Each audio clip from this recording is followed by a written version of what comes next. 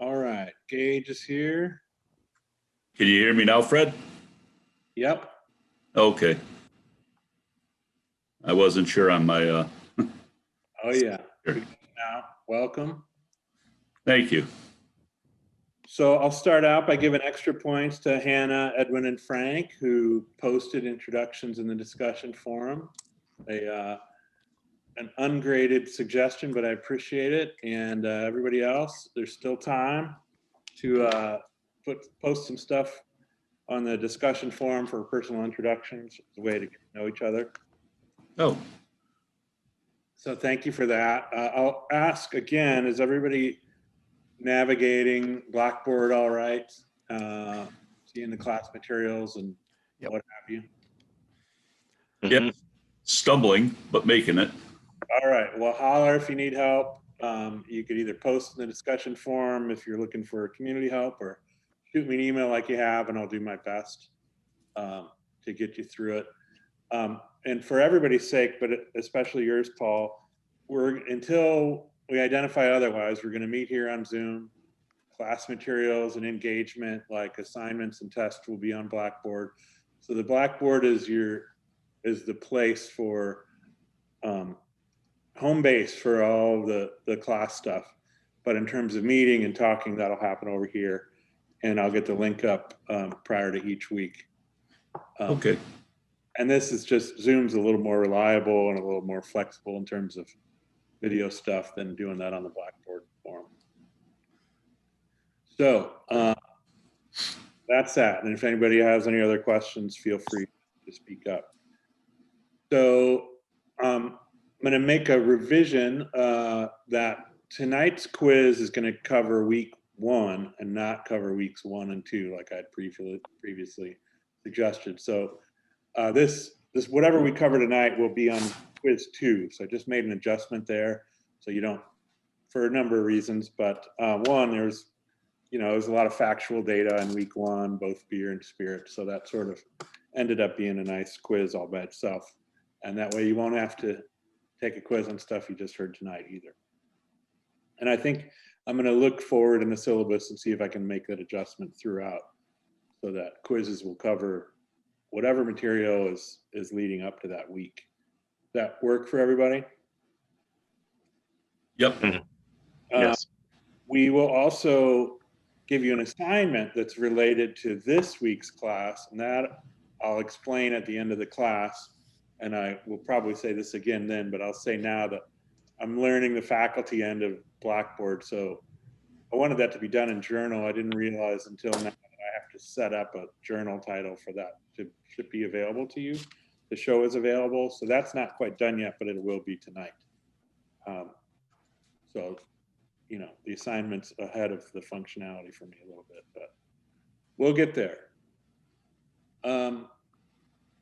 So I think the last thing I wanted to ask, if there's any questions hanging over from last week, any observations, comments, anything about that historical industry overview that sat with you over the 2 weeks we've had, or anything you want to bring up for discussion prior to jumping into this week's topic.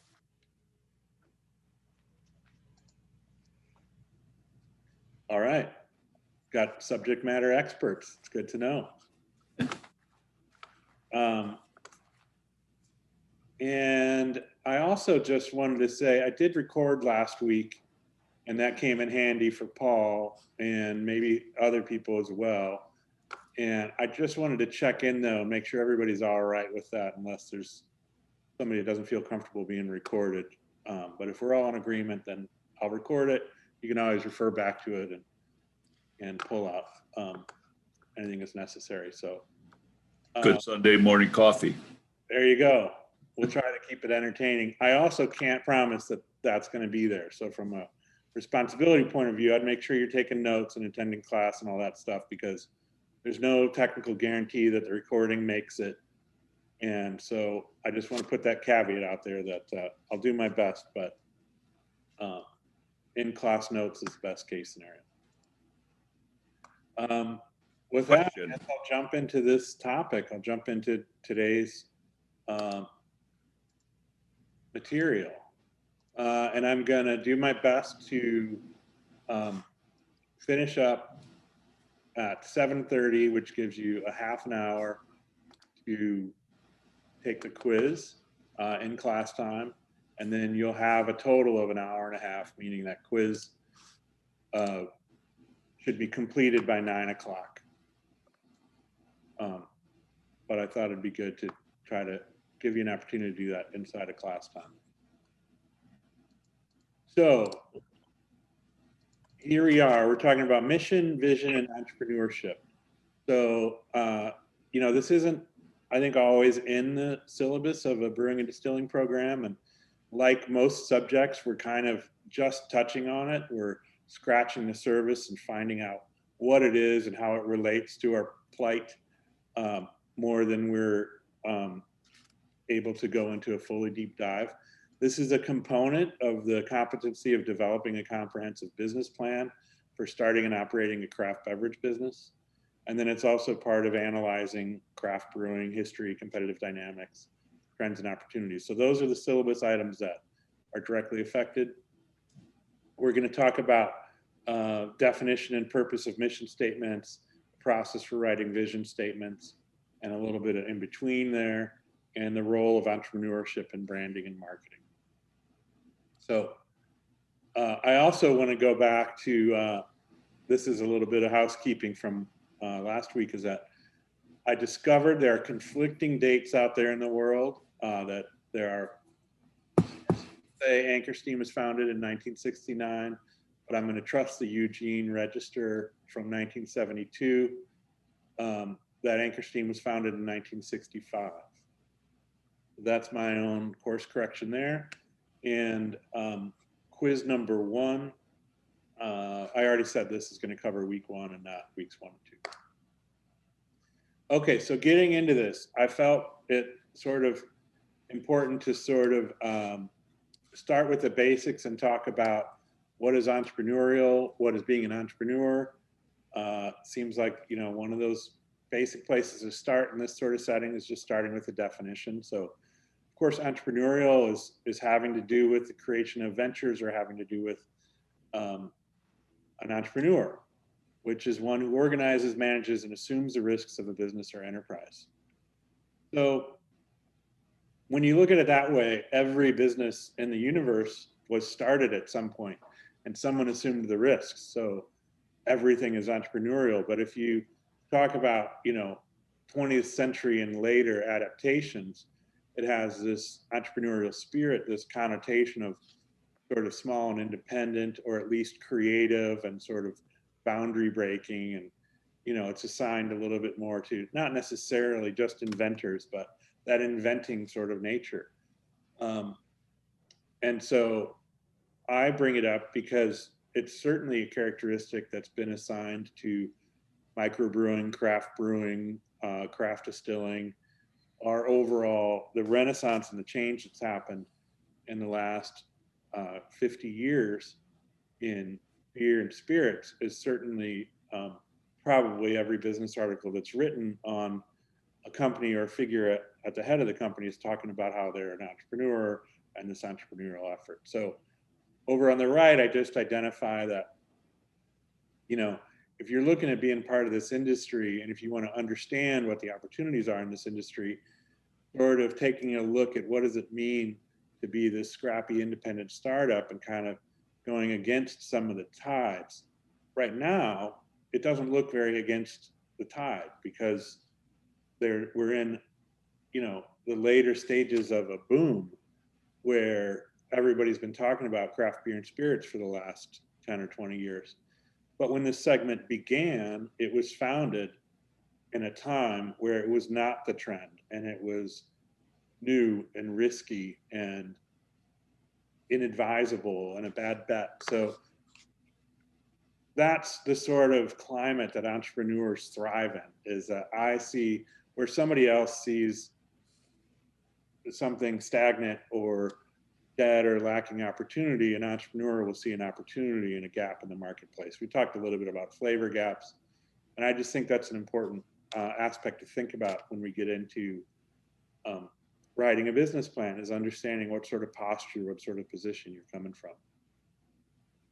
I also want to say I'll probably go back and forth a little bit on this during class, meaning talking about it in different voices or different ways, which is that one does not need to be the owner. One does not need to be the entrepreneur to benefit or to be involved with the impact of that shift of, it's different to take a job as an accountant in a large accounting firm or to go work as a product specialist at Procter and Gamble than it is to come on board a less than 10-year-old craft brewer, craft distiller, whether they define themselves as craft or not. Being at a organization who's paving new path and creating a new company, maybe creating a new segment, is significantly different than having one role at a large established business and an established trade. So that's the main thing that I want to make here, is that it's an awareness piece versus a definition piece. So, oh, I see. I was going to delete that right-hand margin and I did not. So I moved it to the next slide because it felt more like important points than sidebar. So these are those points again, and I'll make those changes later. Okay, so if we know that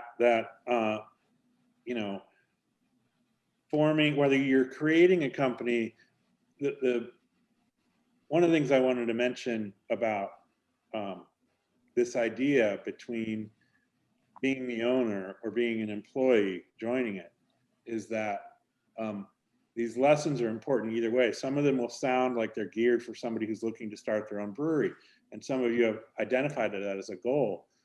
And what I always try to implore to people, especially say at brewers conferences where you have shift brewers sitting next to brewery owners, sitting next to salespeople, is that this sort of stuff these ideas can have big impact regardless of your role. It's either essential that you give this information to the people that you're assembling as a team to accomplish your goal, or that you are understanding what the goal is of the company that you're joining. So you can either decide this is a good fit for me. I'm kind of stealing some punchlines and skipping ahead a little bit. But the overall point I want to make is that this is important to both sides of that equation. Owner, founder, or employee joiner, either way. Okay, so now getting into mission and vision. So how are mission statements and vision statements different? Well, if you go out there on the web or you've taken any sort of class in this, and there's all sorts of people that offer coaching and advising in this area, you're going to hear people say that the vision statement is aspirational and it's what you want to be, and the mission statement is about what the organization does. You can find an equal probably number of people saying that no, the mission statement is the core purpose. It's not about what you do daily. It's not about execution. It's about why you exist. And the vision statement is what it'll look like if you're accomplishing that reason for being, that purpose. And then some others say, well, mission and vision are used sort of interchangeably. It depends. So which is it?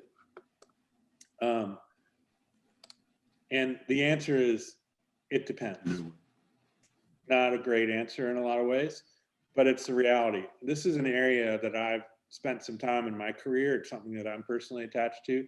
And I feel myself get frustrated when somebody wants to, operate in the model that's different than mine. Neither one is right or wrong. But what's important is that they're being used to describe and define the purpose of the organization. Why are we doing this work? Which is very essential and not often asked and answered after the founding of the company. And it's also defining the scope of work. So what are we in? Are we going to have food or not? Well, if the organization doesn't have a vision for whether or not their brewing entity has a tasting room and whether or not they're going to make food, it's going to be really tough to make decisions on that. So scope of work applies to every organization. Even if you say, I want to be a distillery, you still got to define how so. and in what way, and then overall your intentions. And again, I'll probably be illustrating some of the reasoning behind this as we go, and some of it may be supported or even redundant, but I like answering the question of why does it matter? What is it for? And it's especially relevant to answer that for a class on operations and marketing. So why does it matter? And I think a lot of people wouldn't necessarily include this material in teaching operations and marketing. They would teach this for an entrepreneur's class, on a class that's specifically talking about starting your own brewery. And so some of this is weighted to explaining that other side of things, that whether or not you started your own company, understanding the company's objectives and their commitment to what they want in the future will help us do our jobs better. It's going to help us decide and gauge our investment of time and energy. And as a collaborator and a person who speaks to that all the time, I don't want to imply that, if we don't agree with the mission, that maybe we'll just do less of a job or we'll spend less time on it. But I do think that is somewhat the reality when we can put it in a more positive light. Like, if I don't necessarily want to be washing kegs, but I want a career in production, and I really like what this brewery has to say and why they do what they do and where they're going with it, and I really believe in this brewery's future, well, then I might be able to spend more time in a keg washing position to bide my time for an opportunity to develop a relationship. I might stay after work to engage in other activities that are really relationship building, or just because I'm a rooting fan and I believe in the organization, I want to see them succeed. So understanding that is going to determine how much we dig in and how much we give as employees. So you can go back and forth on these lines and say, well, that means if I want employees digging in all the way, I better make it abundantly clear what our mission is, what our vision is, so that those that align with us can say, yeah, I want to sign up for that. Let me help. What can I do? And, I've even used this as kind of career advice for anybody and anything, is that find something, it's not particularly unique either, but finding something that you believe in, that you want to pursue as an interest or a hobby, is going to mean you have a bigger appetite to withstand sacrifices and to learn more and to study in your off time and look things up, and just, you become a little more engaged student. You're able to withstand heavier weather when something doesn't go well. And you can say, that's all right, there's going to be tough times because I believe in what we're doing. So it's not just a motivational poster. This changes engagement level of us in places that we sign up for and those that sign up to be as part of our mission. So also, operations and marketing, you think about those roles, and they are both expressing and then delivering on the promise of the company to the consumer. The brand promise is, whatever, we make great whiskey and we deliver it to you, or whatever the job is, whatever the purpose is. If you're marketing it, you're saying, hey, this is who we are, this is what we're about, and this is what we do. We'd like you to participate in it. We'd like you to engage, to buy in, to purchase our products, to come to our tasting room. So if you don't fully understand that picture of what that organization is going for and the tone that they're setting and why having a tasting room is important to their vision, well, then you're not going to be able to fully capture that message. You're going to be sort of just a messenger, just relaying what somebody over here said and trying to deliver it to the customer. And, if somebody hands us a note on a Post-it note brought from somebody else, we don't start engaging with the person who delivered us the note. We say, well, you tell them that, we sort of detach from that messenger. But somebody who fully understands what's going on we will engage with. So if we're in marketing and we want to be trusted and believed, we better know what we're talking about to the roots. And that comes to mission and vision. That's not an ad campaign. That's not a slogan. That's not a cute label. That's understanding why this company exists and what they're trying to accomplish and how this product fits into that. And operations in the same way, if eventually you're waxing on why you're there and what you're going to do has to be delivered, has to be executed. So now the beer, the gin, the whiskey, the meal has to arrive to the customer and it has to arrive as promised.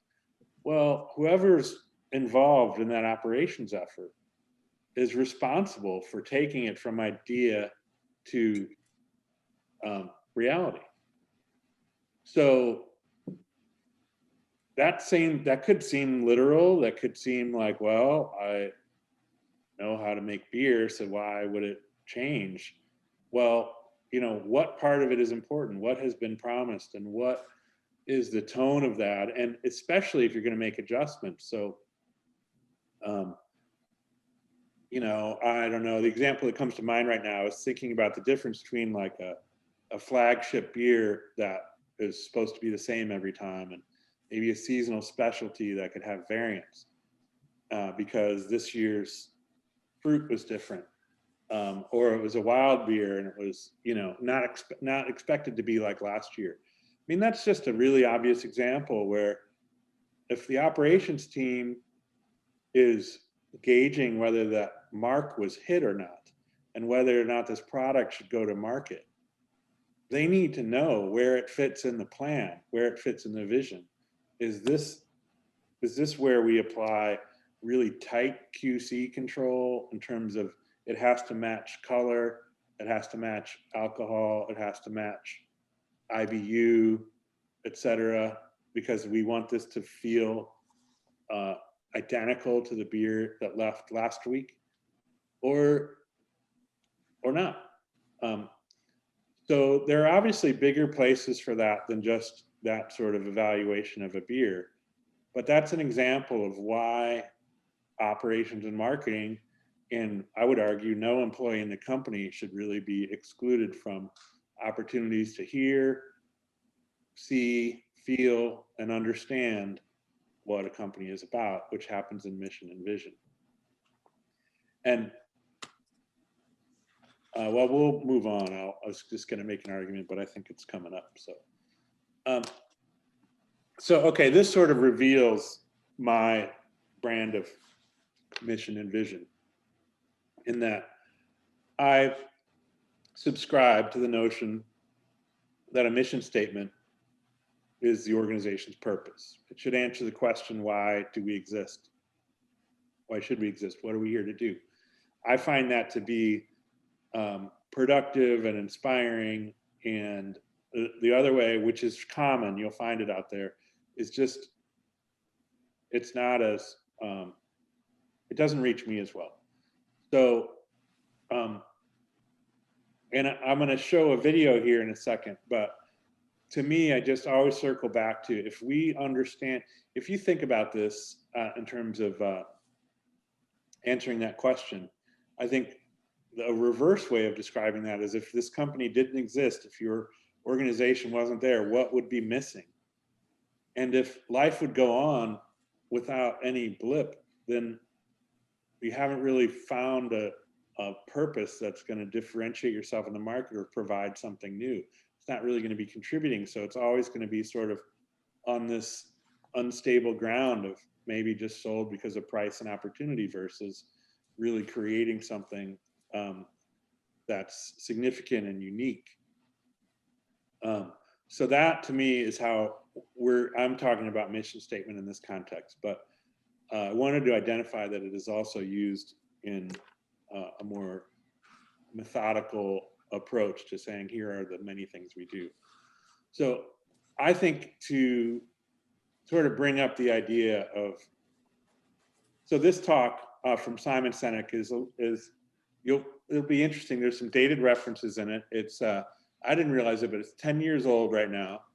And he is talking about leadership, and he's talking about some of his philosophies. He's gone on to write more books after this. But I love the way this talk in 18 minutes illustrates the value of asking the question why, and the value of answering the question why.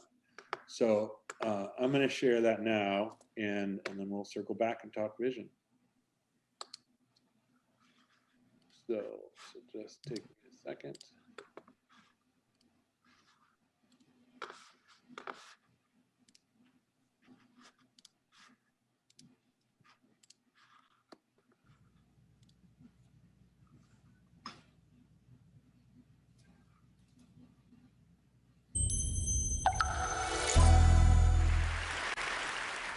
How do you explain when things don't go as we assume? Or better, how do you explain when others are able to achieve things that seem to defy all of the assumptions? For example, why is Apple so innovative? Year after year after year after year, they're more innovative than all their competition. And yet, they're just a computer company. They're just like everyone else. They have the same access to the same talent, the same agencies, the same consultants, the same media. Then why is it that they seem to have something different? Why is it that Martin Luther King led the civil rights movement? He wasn't the only man who suffered in a pre-civil rights America, and he certainly wasn't the only great orator of the day. Why him? And why is it that the Wright brothers were able to figure out controlled powered manned flight when there were certainly other teams who were better qualified, better funded, and they didn't achieve powered manned flight, and the Wright brothers beat them to it? There's something else at play here. About 3.5 years ago, I made a discovery, and this discovery profoundly changed my view on how I thought the world worked, and it even profoundly changed the way in which I operate in it. As it turns out, there's a pattern. As it turns out, all the great and inspiring leaders and organizations in the world, whether it's Apple or Martin Luther King or the Wright brothers, they all think, act, and communicate the exact same way, and it's the complete opposite to everyone else. All I did was codify it. And it's probably the world's simplest idea. I call it the golden circle.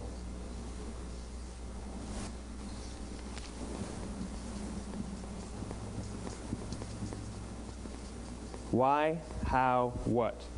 This little idea explains why some organizations and some leaders are able to inspire where others aren't. Let me define the terms really quickly.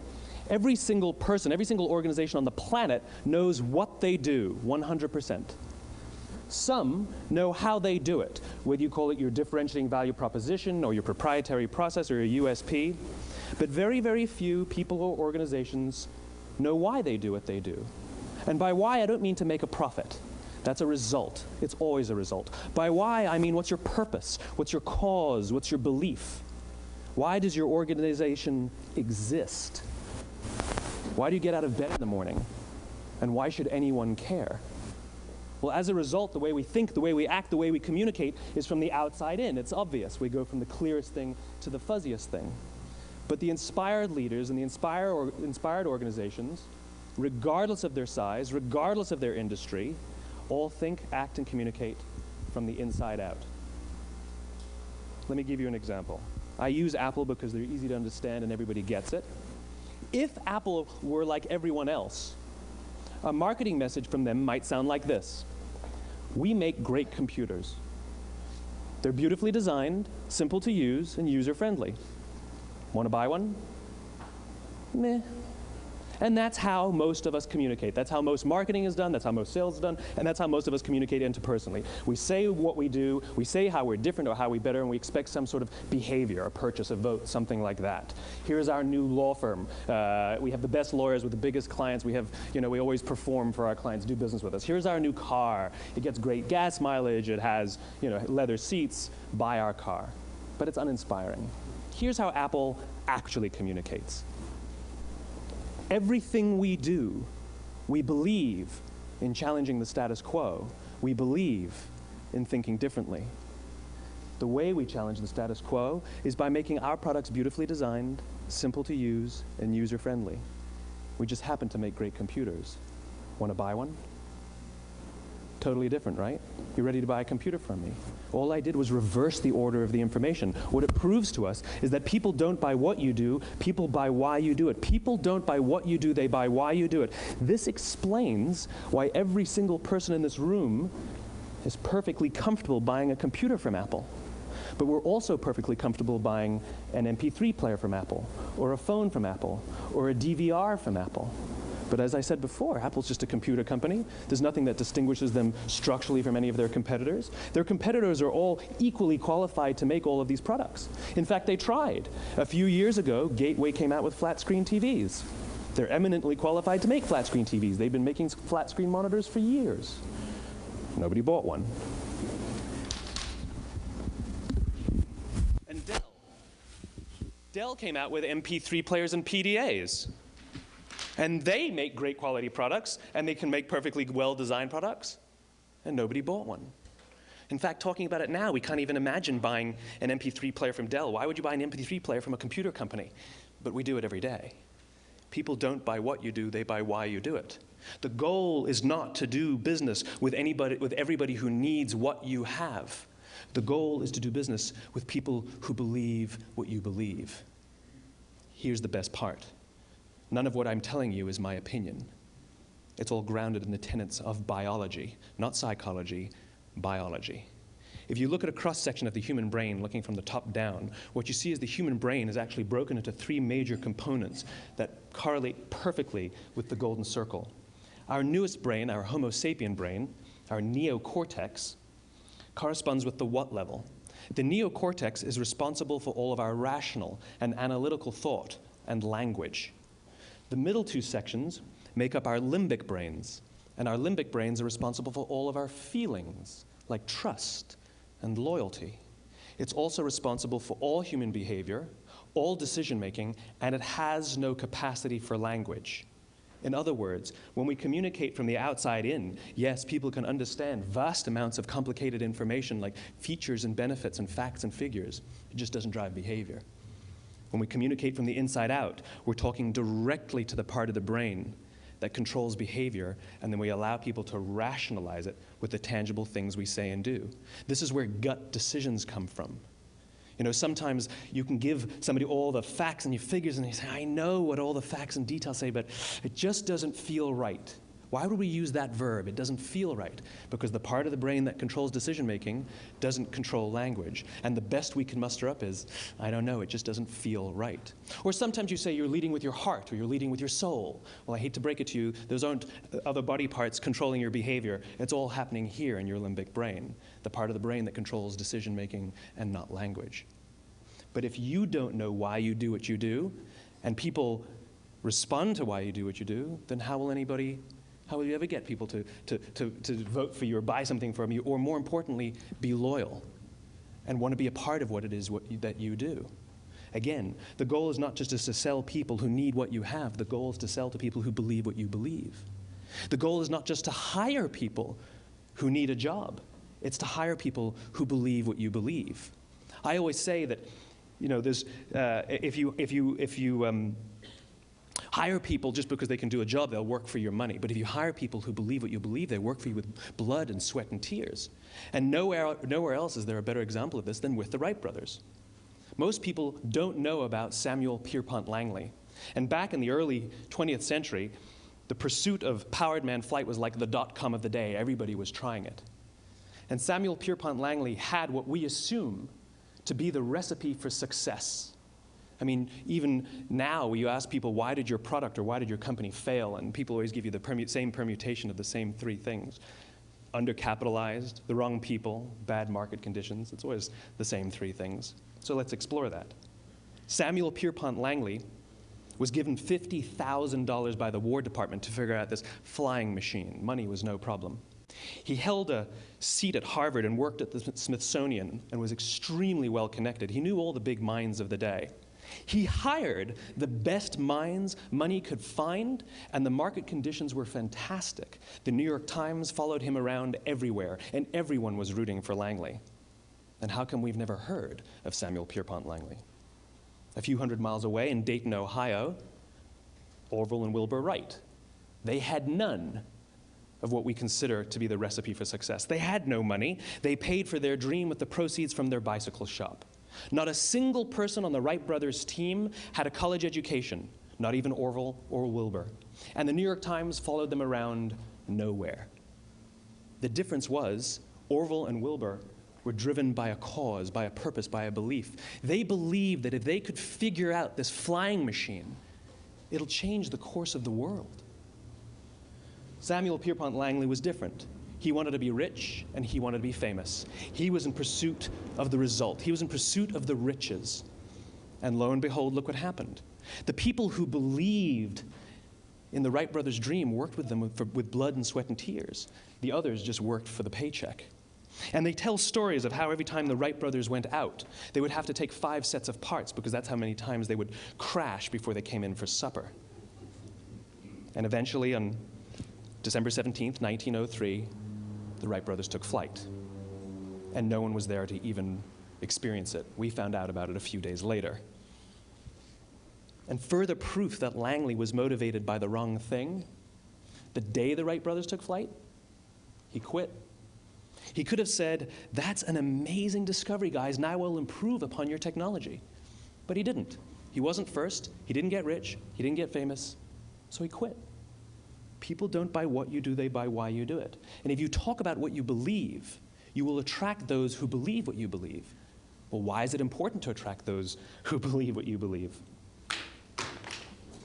Something called the law of diffusion of innovation. And if you don't know the law, you definitely know the terminology.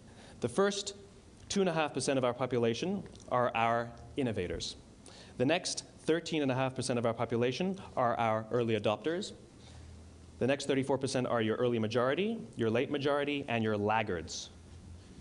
The only reason these people buy touch-tone phones is because you can't buy rotary phones anymore. We all sit at various places at various times on the scale, but what the law of diffusion of innovation tells us is that if you want mass market success or mass market acceptance of an idea, you cannot have it until you achieve this tipping point between 15 and 18% market penetration, and then the system tips. And I love asking businesses, what's your conversion on new business? And they love to tell you, oh, it's about 10%, proudly. Well, you can trip over 10% of the customers. We all have about 10% who just get it. That's how we describe them, right? That's like that gut feeling, oh, they just get it. The problem is, how do you find the ones that just get it before you're doing business with them versus the ones who don't get it? So it's this here, this little gap, that you have to close, as Geoffrey Moore calls it, crossing the chasm. Because you see, the early majority will not try something until someone else has tried it first. And these guys, the innovators and the early adopters, they're comfortable making those gut decisions. They're more comfortable making those intuitive decisions that are driven by what they believe about the world and not just what product is available. These are the people who stood online for 6 hours to buy an iPhone when they first came out, when you could have just walked into the store the next week and bought one off the shelf. These are the people who spent $40,000 on flat-screen TVs when they first came out, even though the technology was substandard. And by the way, they didn't do it because the technology was so great. They did it for themselves. It's because they wanted to be first. People don't buy what you do, they buy why you do it. And what you do simply proves what you believe. In fact, people will do the things that prove what they believe. The reason that person bought the iPhone in the first 6 hours, or stood in line for 6 hours, was because of what they believed about the world and how they wanted everybody to see them. They were first. People don't buy what you do, they buy why you do it. So let me give you a famous example, a famous failure and a famous success of the law of diffusion of innovation. First, the famous failure. It's a commercial example. As we said before a second ago, the recipe for success is money and the right people and the right marketing conditions, right? You should have success then. Look at TiVo. From the time TiVo came out about 8 or 9 years ago to this current day, they are the single highest quality product on the market. Hands down, there is no dispute. They were extremely well funded. Market conditions were fantastic. I mean, we use TiVo as a verb. I TiVo stuff on my piece of junk Time Warner DVR all the time. But TiVo is a commercial failure. They've never made money. And when they went IPO, their stock was at about $30 or $40 and then plummeted, and it's never traded above 10. In fact, I don't think it's even traded above 6, except for a couple of little spikes. Because you see, when TiVo launched their product, they told us all what they had. They said, we have a product that pauses live TV, skips commercials, rewinds live TV, and memorizes your viewing habits without you even asking. And the cynical majority said, we don't believe you, we don't need it, we don't like it, you're scaring us. What if they had said, if you're the kind of person who likes to have total control over every aspect of your life, boy, do we have a product for you. It pauses live TV, skips commercials, memorizes your viewing habits, et cetera, et cetera. People don't buy what you do, they buy why you do it, and what you do simply serves as the proof of what you believe. Now let me give you a successful example of the law of diffusion of innovation. In the summer of 1963, 250,000 people showed up on the Mall in Washington to hear Dr. King speak. They sent out no invitations, and there was no website to check the date. How do you do that? Well, Dr. King wasn't the only man in America who was a great orator. He wasn't the only man in America who suffered in a pre-civil rights America. In fact, some of his ideas were bad, but he had a gift. He didn't go around telling people what needed to change in America. He went around and told people what he believed. I believe, I believe, I believe, he told people. And people who believed what he believed took his cause and they made it their own, and they told people. And some of those people created structures to get the word out to even more people. And lo and behold, 250,000 people showed up on the right day, on the right time to hear him speak. How many of them showed up for him? 0. They showed up for themselves. It's what they believed about America that got them to travel on a bus for 8 hours to stand in the sun in Washington in the middle of August. It's what they believed, and it wasn't about black versus white. 25% of the audience was white. Dr. King believed that there were 2 types of laws in this world, those that are made by a higher authority and those that are made by man. And not until all the laws that are made by man are consistent with the laws that are made by the higher authority will we live in a just world. It just so happens that the civil rights movement was the perfect thing to help him bring his cause to life. We followed him not for him, but for ourselves. And by the way, he gave the I have a dream speech, not the I have a plan speech. Listen to politicians now with their comprehensive 12-point plans. They're not inspiring anybody. Because there are leaders and there are those who lead. Leaders hold a position of power or authority, but those who lead inspire us. Whether they're individuals or organizations, we follow those who lead, not because we have to, but because we want to. We follow those who lead, not for them, but for ourselves. And it's those who start with why that have the ability to inspire those around them or find others who inspire them. Thank you very much.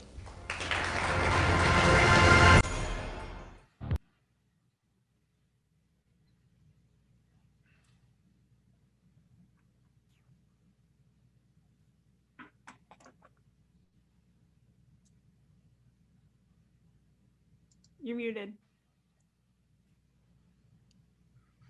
All right, so one of the reasons I chose to share that is that I think it's interesting in that it's an adjacent concept versus here's somebody talking about how to write the perfect mission statement. That's again sort of an outcome and a task versus here's what's important about understanding why you do something, either as an organization or as a human being.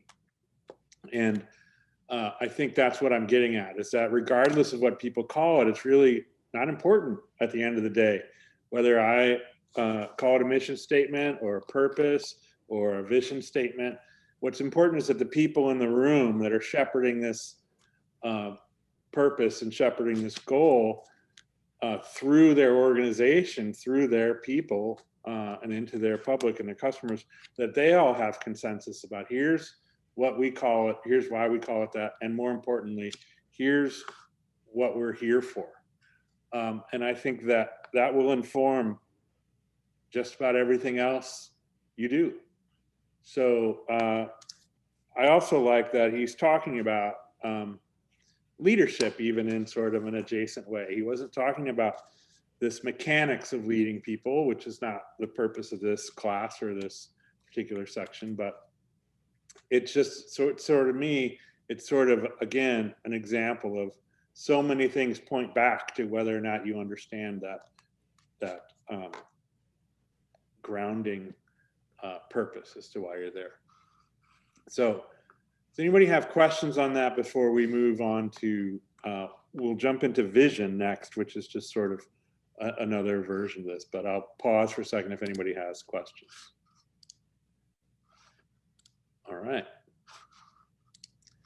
We'll pull these slides back up.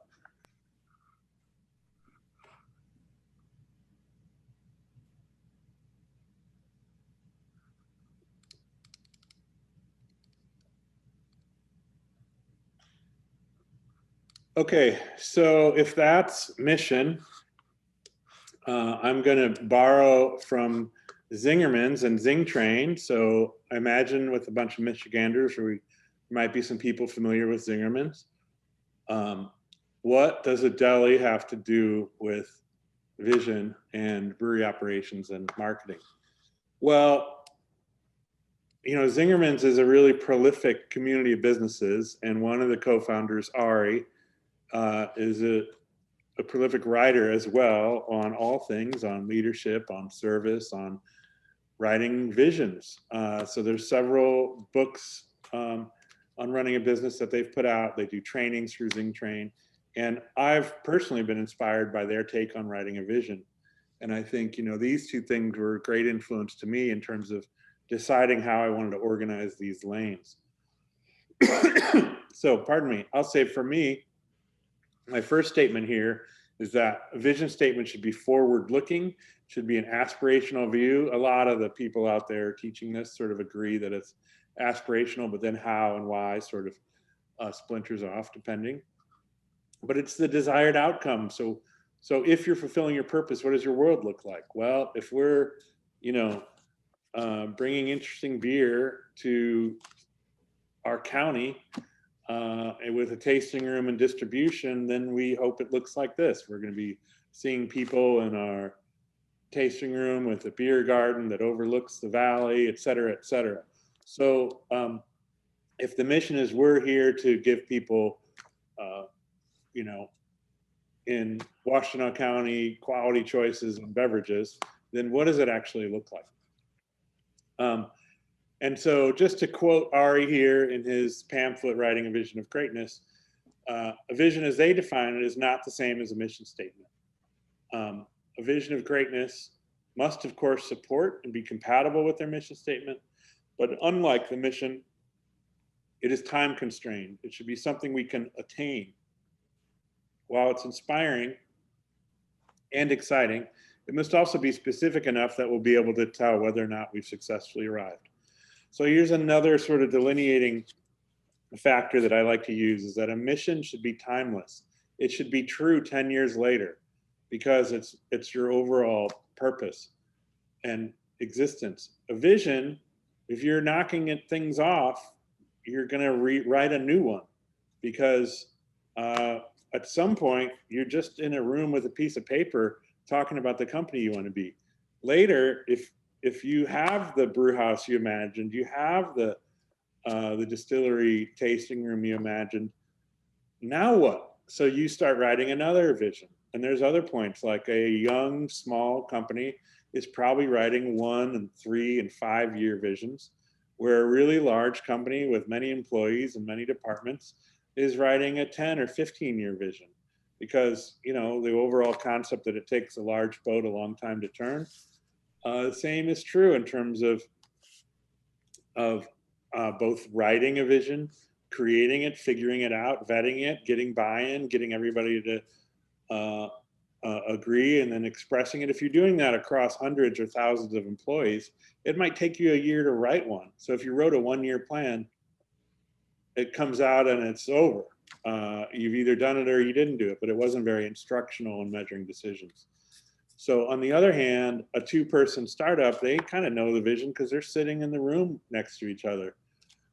So they could write it out in an afternoon, and then a year later, things look a lot different because they formed the LLC, they got licensed, they opened up, and they're serving customers.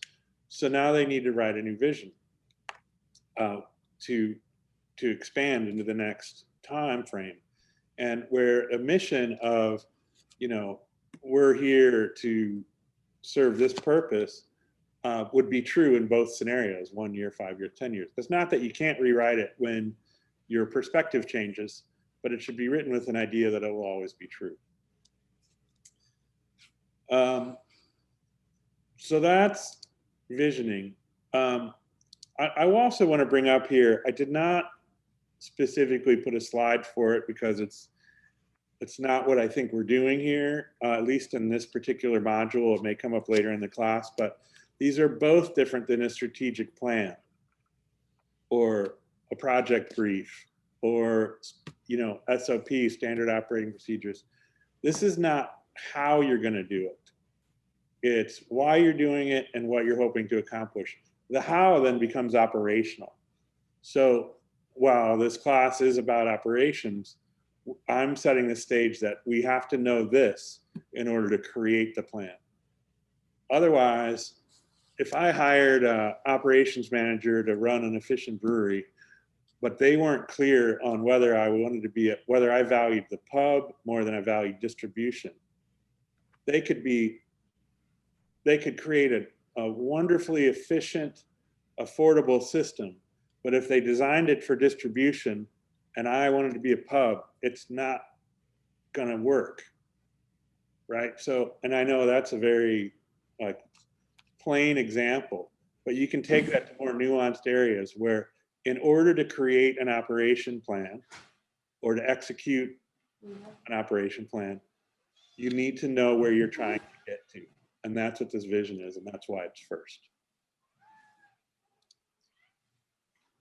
So values, I'm not planning on driving very deep into this and necessarily creating them here in this class, but to me, they are a set of beliefs, they're ideals or principles that an organization is committed to upholding in all areas. So again, this is sort of boundary setting. They can inform leadership on how they're going to oversee and manage company culture. They can understand whether this particular partner or collaborator or opportunity is a good fit or not. And, they can be like large corporations that don't necessarily have a singular figurehead, might be publicly traded. They probably have values and beliefs as well, but they're also oftentimes related to sort of the personal beliefs of the founders, of the people that are the owners or the leaders of the organization. It doesn't have to be personal, but it does have that personal feel of, listen, here's what we're about. These can be things like, we're about the community. So an organization who's stating that one of their core values is being about community is probably going to look at sponsorships differently than an organization who does not identify that as their core value. And they might limit their, prioritize their donations in a given geographic territory or specific type of thing. So the last point on this is that they're less of an objective. They're less of something that somebody is striving to get to and accomplish, and they're more of a guiding boundary. So if mission is why the organization exists and vision is where they're trying to go, what they're trying to create in the future, values are kind of, what are their guiding principles and boundaries along the way? What are the things they can and can't support in this collective ethos, if that makes sense. Without values and the mission of, I'm an endurance runner and my vision is I want to run a marathon. the value might dictate how you're going to do that. Are you, do you believe in, in consistent pace? Are you allowed to walk? Are you allowed to go off course? Are you allowed to take a break? Is it still a marathon if you did it in 3 different races? It's a strange analogy, but whether you set that stage for yourself or not is saying, this is how I'm going to be while I create this vision based on my purpose. So, and again, I'll state that I'm sharing how I've used these and how I've come to sort of depend on them and teach them. And values is pretty straightforward. Vision is at least usually forward thinking with some tweaks from there. And mission is used in all sorts of different ways. So go on with that caveat so that if you're at a company who looks at mission a different way, then it's important to adopt how they view it.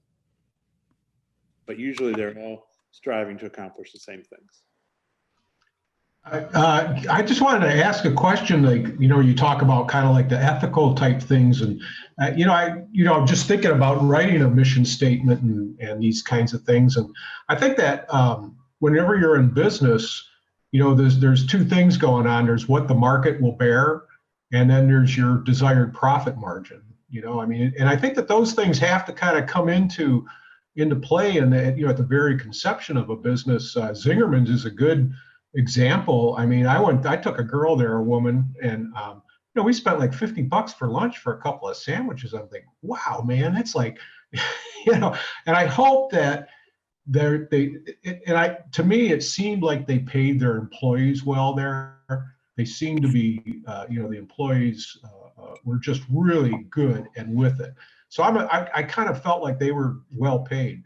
But, there's this thing like people go to Ann Arbor and they're like, oh yeah, they dropped 50, 60, 70 bucks on lunch. I couldn't imagine if you took a family there, but yet what is their profit margin, and do they share it with their employees? They're the people on the front line. So I think that, for me, if I was going to write a vision statement, I would have to, somehow relate that ethically to the profit margin and what I do with that money. Do I keep it all myself, or do I share it with the employees, and pay them above market wages, things like that. So, when you brought up Zingerman's, that's what I was thinking about. Well, so I think that things like profitability, which could be a value, or compensation, we want to pay above average, or we want to pay a living wage, or we want to somehow define how we're going to treat our employees from a compensation point of view. All those things could be in a vision. Your forward-thinking description of what it's going to be is that I envision a company of 50 people, everybody, making above industry average for their job description, and one company's vision could be, I want high quality food that's affordable for families. That would then inform their strategic plan of how they're going to create their menu and source their ingredients and what their pricing should look like.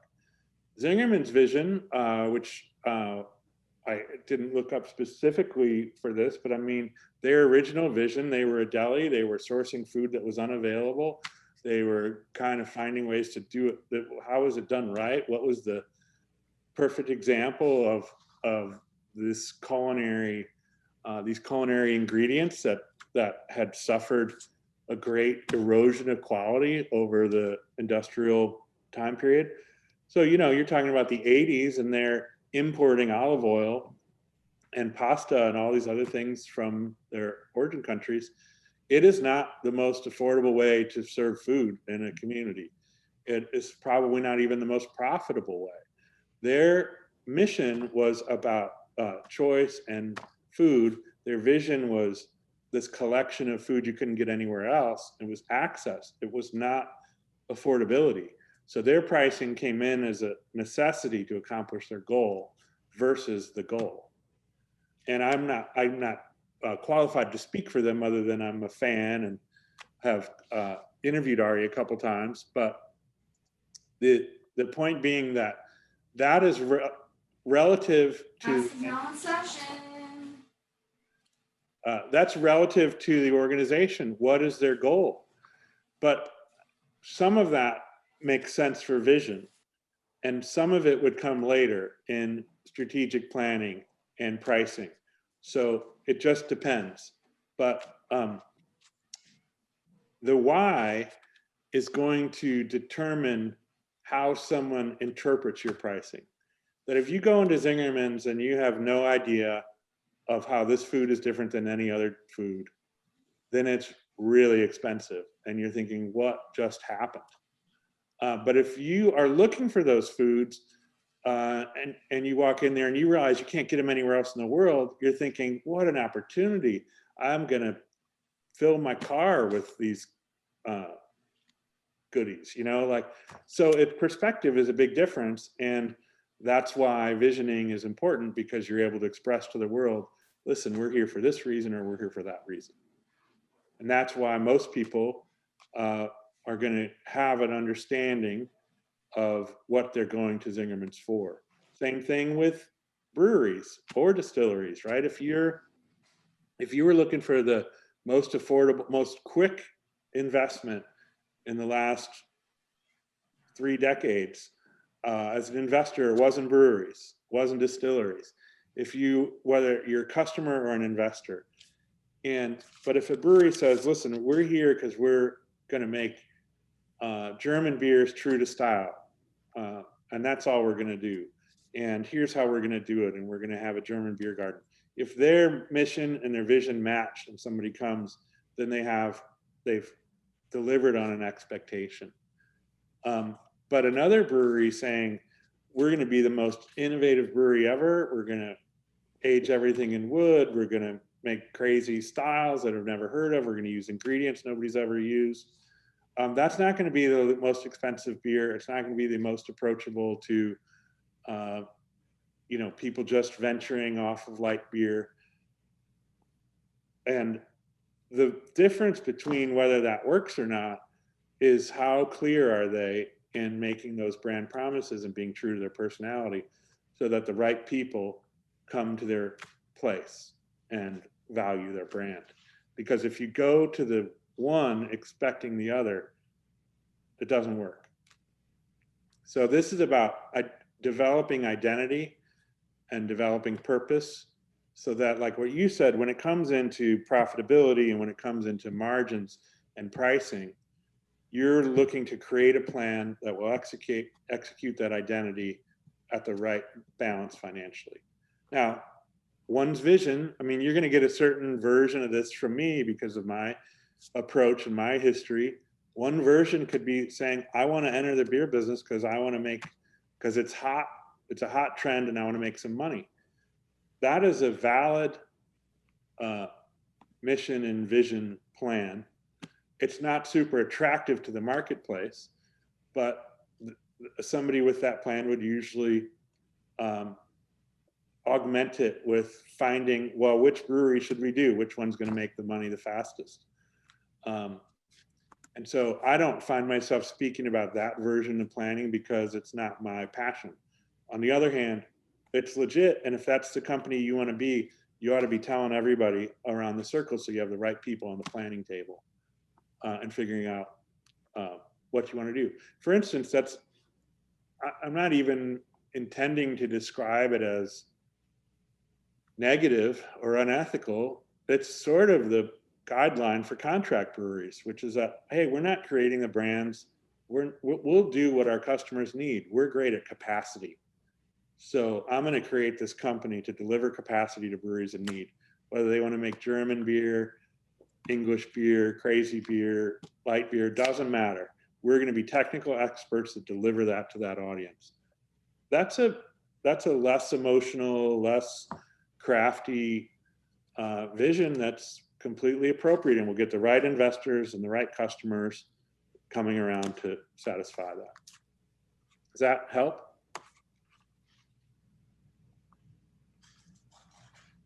Oh yeah, it does. And I think that's the thing, that when you go into, you're just strictly going into business. I mean, you have to have some kind of expectation of, can I even survive? I mean, it's the difference between a going business and what I would call it like a boutique business. And the business I had was a boutique business. I mean, I love that business. It was a contracting, residential contracting. It was wonderful. But if it wasn't for my ex-wife's insurance, medical insurance, where she worked at, I could have never made it. Absolutely could not have done it. I could not have afforded the medical insurance. So, I mean, I think there's these lines, what do you want to be? You want to be a boutique operation, or do you want to be a going operation? You can afford good benefits for your employees and stuff. So, well, I would think that doesn't need to be mutually exclusive. And what I'm also saying is that it's a sequencing thing, that if you want to be a boutique operation, you're just going to have to find a strategic plan and if you want to be a boutique operation that provides benefits to your employees, and that's part of your vision, then crafting a strategic plan to do it would find the money. And to me, in terms of this class, that planning is coming later. We're first talking about understanding what we want to be, what we want it to look like, so that we can then do that work that you're talking about, is how do we make this sustainable financially? So while one person may not be able to offer benefits as a boutique company, another organization might have figured out the way they do that. So the planning and the execution are next. So with that, I'll jump on to so what? And this is sort of a segue from that conversation, is which of these can and should be affected by an organization's mission and vision? The answer is all of them. So this is relating to what we were just talking about. If you understand why and who and where you're going, then everything else gets measured against those decisions. And the vision can have a lot of those characteristics of, and values could be in here too, but vision can have those characteristics like, I want to do this with, I want to be an employee-owned company, or I want to have a profit-sharing plan, or I want to, whatever the cultural components are that you want alongside your commercial success, plan it. And that the planning will be informed by the fact that you imagined it. And it doesn't happen on accident. You don't end up being Brewery Vivant is a LEED certified B Corp organization, which is very, very values driven, very sustainably driven. They're doing a sustainability report every year. If they didn't create that in their vision when they started, it wouldn't just happen. So the sort of the bigger and bolder and more esoteric some of the wish list is, the more important that it get written down in the forming stages so that everybody's working towards it. Otherwise, there's all sorts of reasons to say, yeah, we can't afford that, we don't have time for that, we can't do that.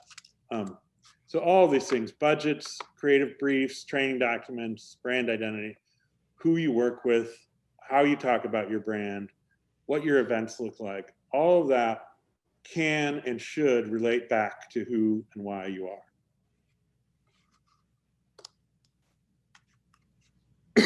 So, and I want to reiterate that whether you're the owner or the entrepreneur or not, that developing these things, thinking about these things, considering them is helpful in shaping your career, let alone the organization you're working for.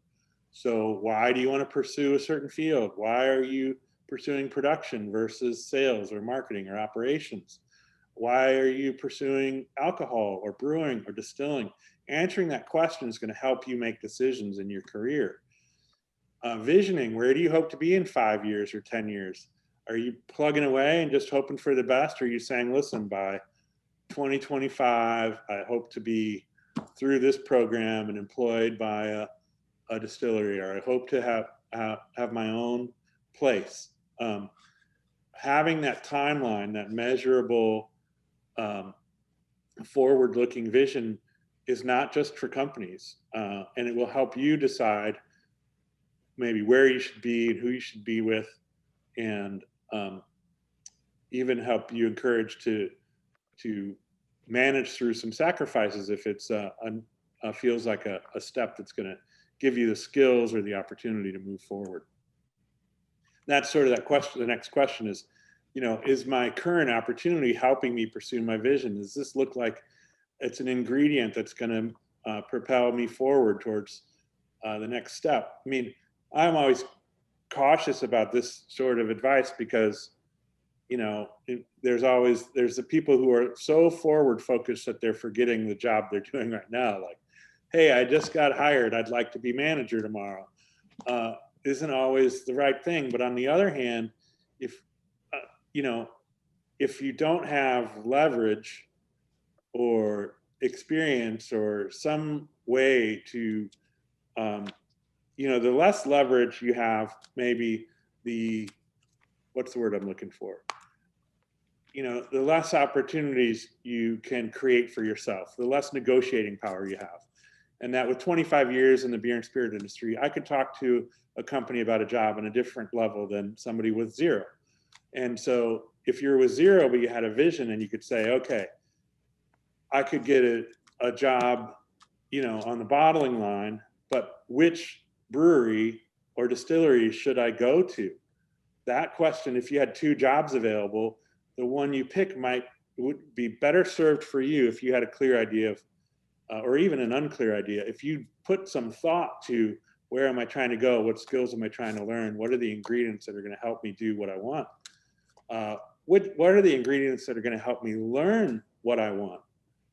That can all help you make a decision and take some things that aren't spot on to what you want to do, but can be stepping stones. And then, another sort of ethical, not necessarily in just the right or wrong, but are you comfortable or are you proud to be sharing and promoting the values of the organization that you're working for? Now, again, that sounds like a loaded statement, and but I think it both is and it isn't. It sort of leans towards the marketing side, but I think it goes for anybody. On the marketing side, if you're going to be participating in promoting the brand message, if you're going to be writing social media posts, if you're going to be putting ads out, writing emails, doing all the things that are basically delivering the voice of the company, is what they're saying and what they believe in, does it align well with you or not? And it doesn't mean that you're judging whether it's good or bad. It's just, is it a fit? And those are really good questions to ask yourself at any point in your career, but especially early on.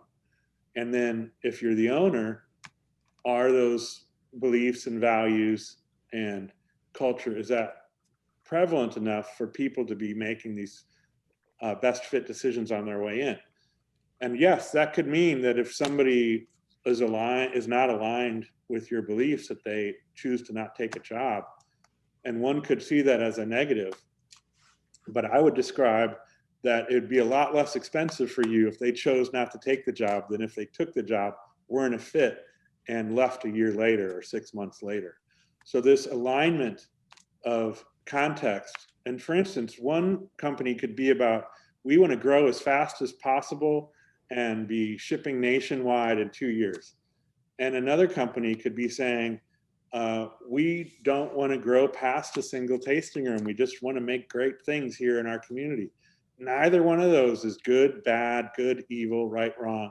They're just different things. And so somebody who wants to operate on a 200-barrel system ought to be thinking about a way into that company with distribution plans. And somebody who wants a lot of public contact and maybe to, be a pub brewer that engages with their customers and makes different beers all the time, they ought to be thinking about that second brewery with the more local feel. Because a company making even a popular crafty brewery who's selling to 50 states, they're not looking to their new brewer for recipe ideas. They're creating systems to replicate a reliable product across the country. So it's an entirely different set of production skills. So whether you're marketing or production, having a grasp for asking these questions and being able to ascertain what's happening by looking through their materials and listening when you talk to them and interview with them, all that becomes valuable in either direction. So just sort of wrapping up the class, mission and vision statements can be used differently, but generally they're addressing purpose and aspiration of the organization. Entrepreneurism, all companies were technically started by an entrepreneur. However, it's typically referring to a creative, independent brand of creating a business. There's a higher number of small independent makers of beer and spirits than ever before, and there are more small ones than big ones. I just kind of put that out there in terms of this entrepreneurial spirit and companies being created and companies working on this personal level. There's a lot of volume in the big historic makers, but there's a lot more makers in this side of things. This is a recent takeaway. Understanding companies' mission, vision, values is helpful to fit and function. Understanding your goals and objectives will help you make career decisions. And if you're starting a brewery or distillery, understanding why, what, and how are essential to your identity and essential to your survival. So the next slide is just some what's next on the schedule. So we got a few minutes here. I'll just cover that slide and then open it up for questions. So next week, the assignment we're going to do tonight is due, or that I'm assigning you tonight is due, which is which I'll show you in a second. And then following that is week 4, which will have quiz 2 that covers weeks 2 and 3. So if I go over to give me 1 second.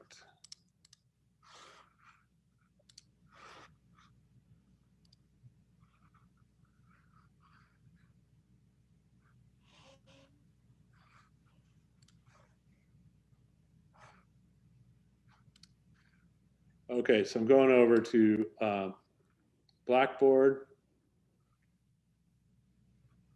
And so this is the assignment mission statement. You're going to write a mission statement for a business you've worked for, 50 words or less. The idea there is it's not their actual mission statement, it's your interpreted version. It's your original version of what you believe would be an appropriate mission statement for them. And then you're going to write a mission statement for yourself, which can be professional or personal. This you're going to do using the journal, which I'll set up here tonight. The journal will show up over here and show up in this assignment. And so that is similar to, I don't know if you guys have used it before, but it's basically you're going to do the writing on the on Blackboard and post it, and it only goes to me versus a discussion board or a blog that goes to everybody. So if you're writing your personal mission statement, whether that's about your life or about your career, it's not being shared with the class. Just FYI. So that is the subject on entrepreneurialism, which is more of a spelling and pronunciation challenge than it is a business challenge. Mission and vision. Does anybody have comments or questions?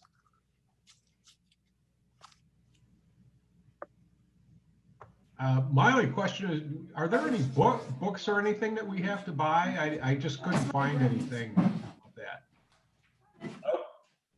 that. As a lot of people say in this business, there wasn't a book. There will be some resources that I'll post from time to time.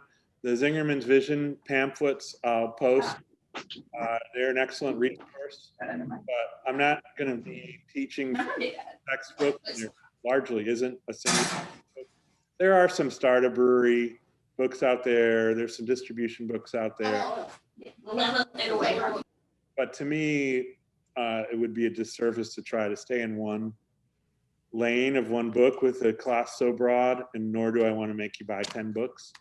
So I'll be, you're mostly hearing me bring in some industry resources from different places and take you on the path of experience versus textbook.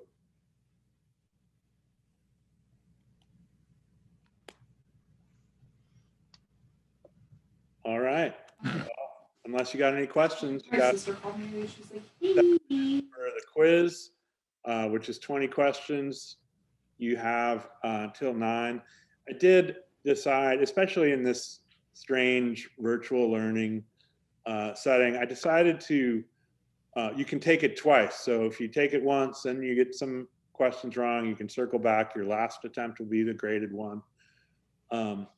She was like, So do what you can there, and look forward to seeing you next I'm week. like, Okay, the quiz, I got a question on the quiz. Now there's directions how to get to it or how, I'm not sure how to, All right.